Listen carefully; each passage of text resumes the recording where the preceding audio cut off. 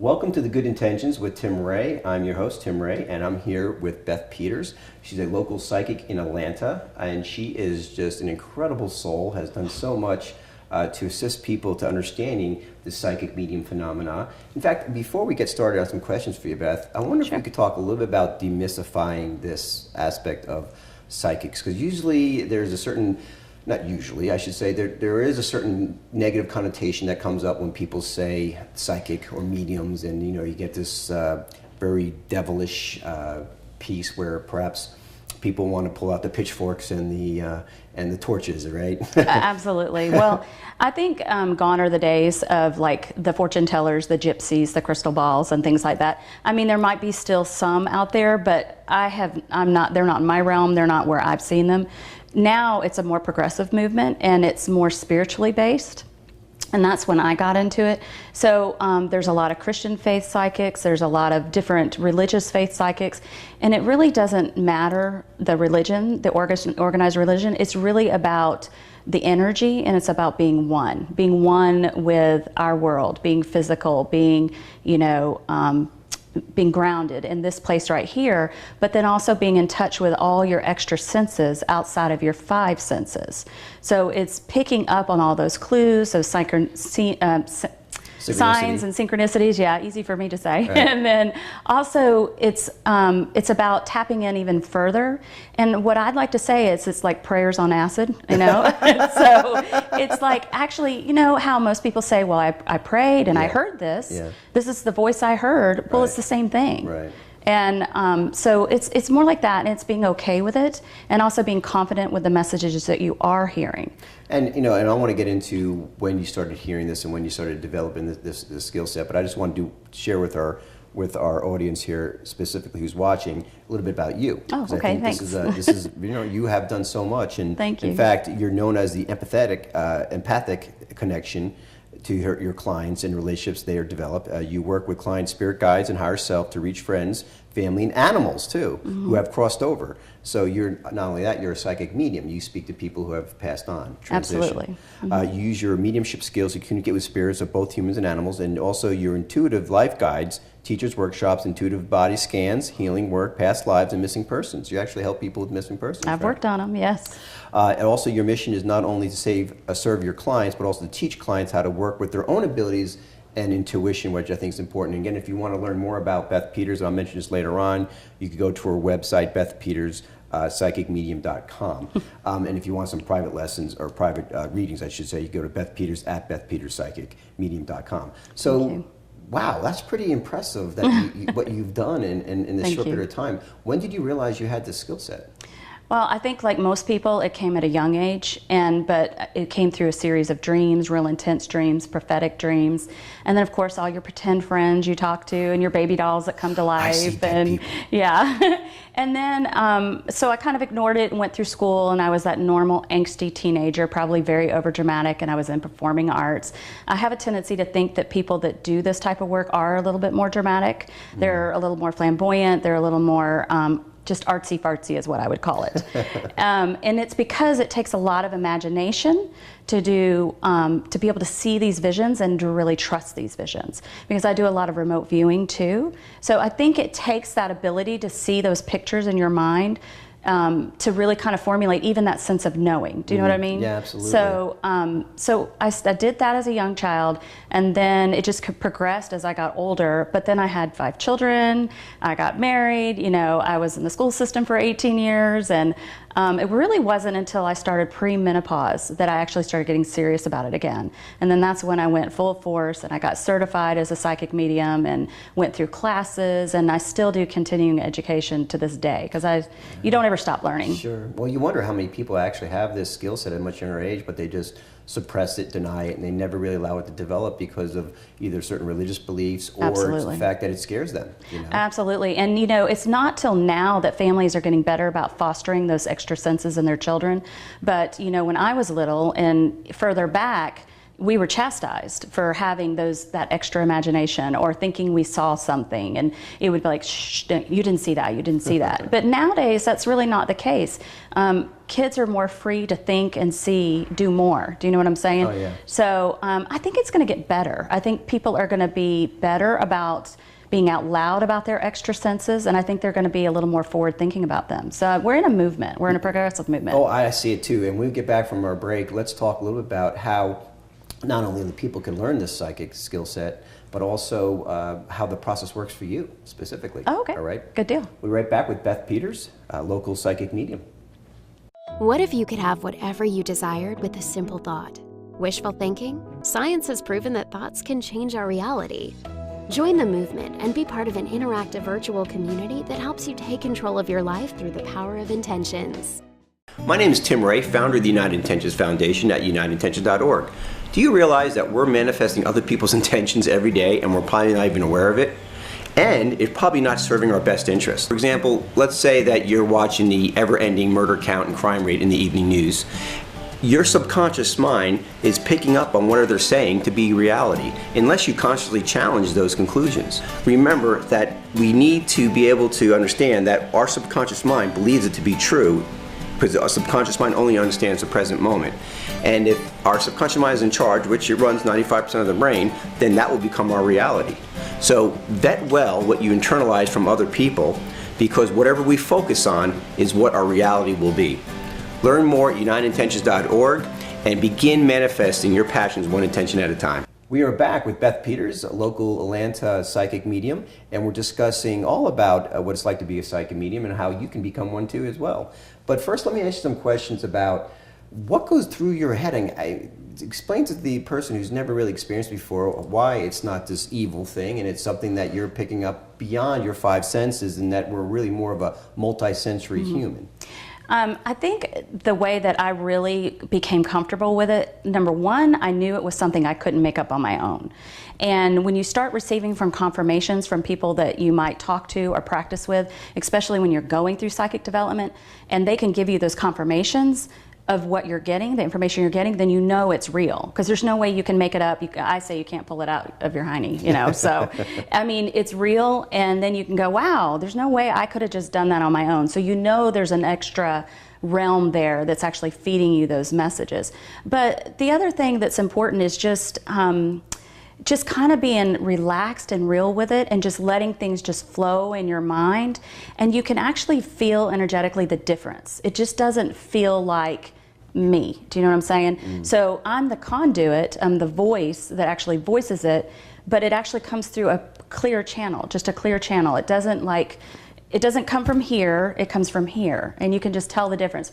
Practice is what helps you know that difference. Because you become more familiar with it. And Yes. even like on a scientific level, I have to say, you know, when channeling, your brainwave patterns are refocusing to you as well. You're creating new neural pathways for this extrasensory experience to occur too. Absolutely. It feels different in your body. Like I'll get a tight band around my forehead. Right. My third eye right here will kind of go numb. My crown chakra will start to vibrate. So that's when I know I'm ready to work, and I know that I'm in that right space.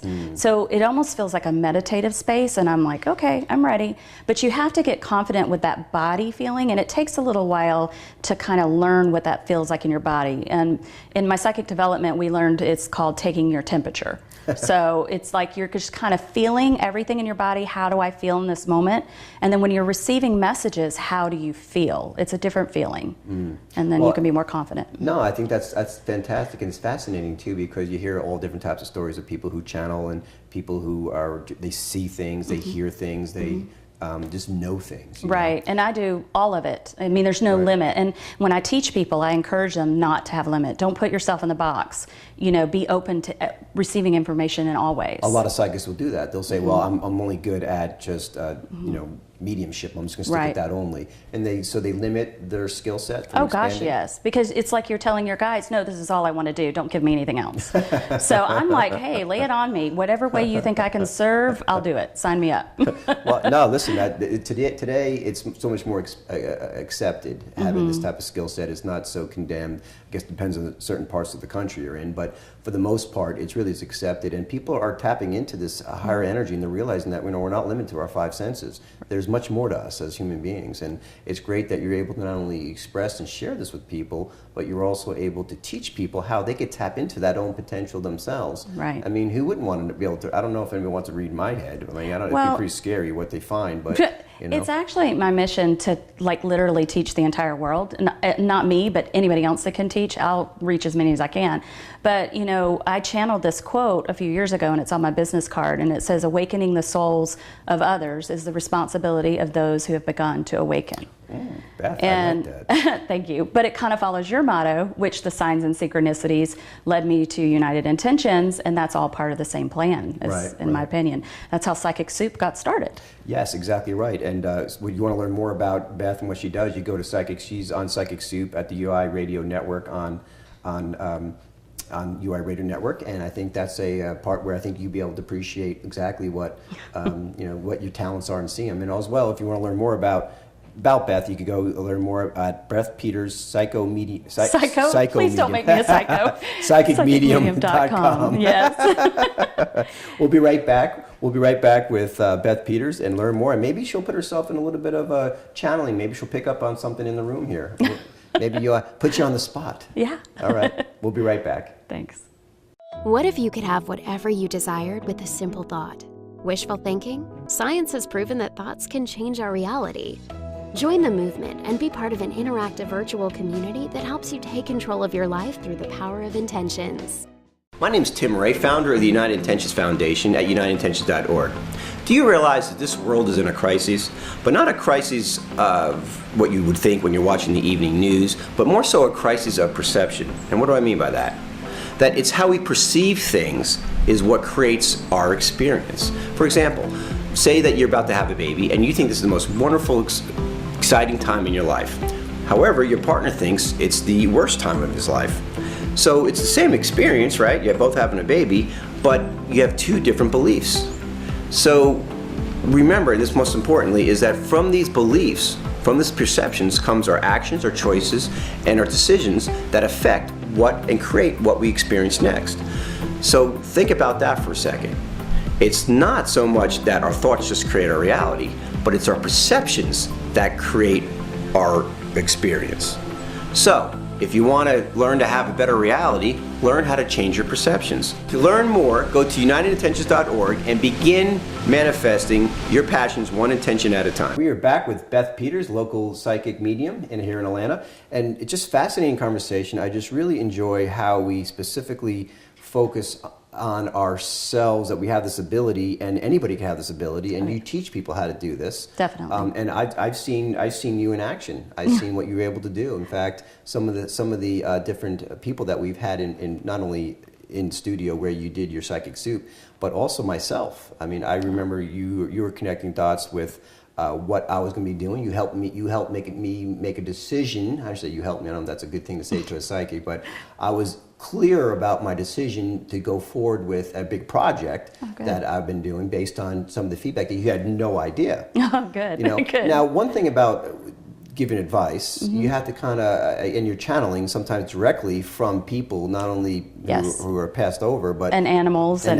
whoever. Right, right. You have sometimes there's probably a point where you have to be careful what you say because it is the only probabilities. You're not predicting the future. Right. You're predicting a probability that may occur. Absolutely, and I'm very clear about that. I always say take psychics with a grain of salt, because we are human. But one of the things that I do before I do a reading is I really get into a strong prayer about setting my ego aside and letting the messages come through verbatim, and that I don't translate it. I literally deliver it exactly how it's given. And then that way there's no interpretation, and more than likely, like you did, you'll understand what you're getting. I may not understand it, but you'll understand it. And that's what's the most important. So you have to be able to let go of needing to be right. You have to need to let go of needing to know what the story is, because it's not our business. And on that same note, when I do readings for people, I don't remember them. Like, I don't remember our reading. Right. Because once it's over, it's over. And like within 12 hours, Spirit just washes it away from me. And that's a way of protecting me from hanging on to that information and protecting the client. So it's like it never happened. I'll remember the client, I remember you, I remember your personality, but I'm not going to remember the messages because they were none of my business.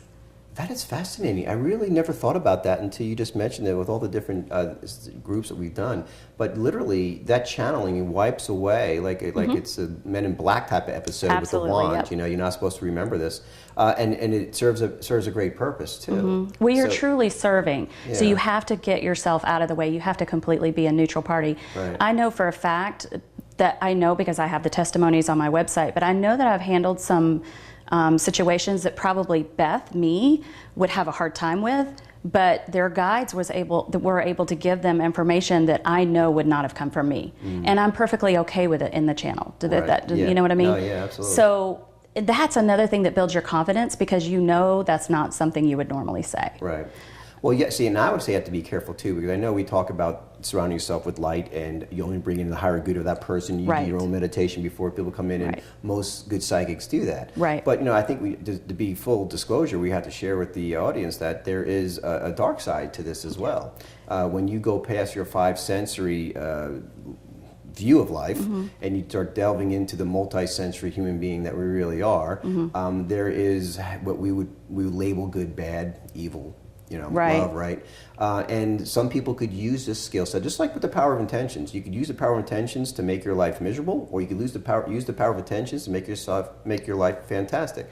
Same thing with the psychic skill set ability. Right. You could tap into that. Maybe you could share how you could have different faces and why people do say at some point stay away from psychics. You Well, know? I think that in the metaphysical world, we're a little more vulnerable to that, because there's some stigma attached to it that's ancient. You know, persecution, stoning, witches, things like that. Yeah. And so it's real important in today's time, as we're evolving and there's more light workers, healers, people doing this work. It's real important to represent your work in a light, in a manner that's positive. And so we are about creating our own image. So if you're surrounding yourself with people that are dabbling on the dark side, then people are probably going to judge you and view you as a dark person.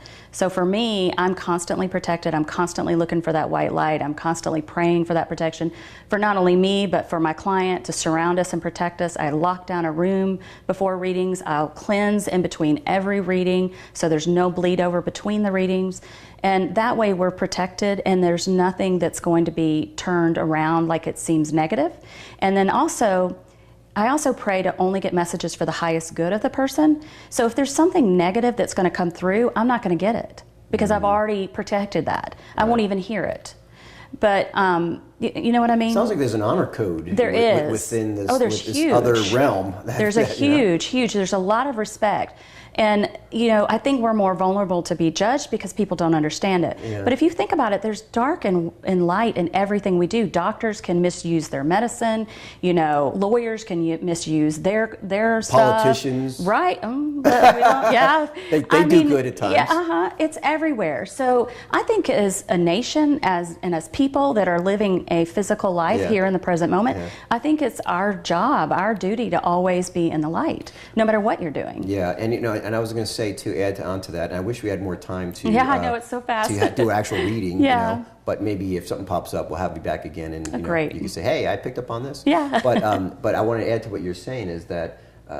Most people really, when they hear this for the first time, who've never really delved into that, other than what they've been taught in a certain religion, that stay away from those, that darkness. But I think if like you say, there's a certain code Yes. that you pray, you intend, whatever it may be, you can surround yourself with that type of light. Now that's what's more important, so you don't attract those. Yes. I don't know what you call them, negative Power of entities, intention. demons, Yes. whatever, and because that in your world, that's real. It is real, yeah. And so you do an extra protection. I so. do.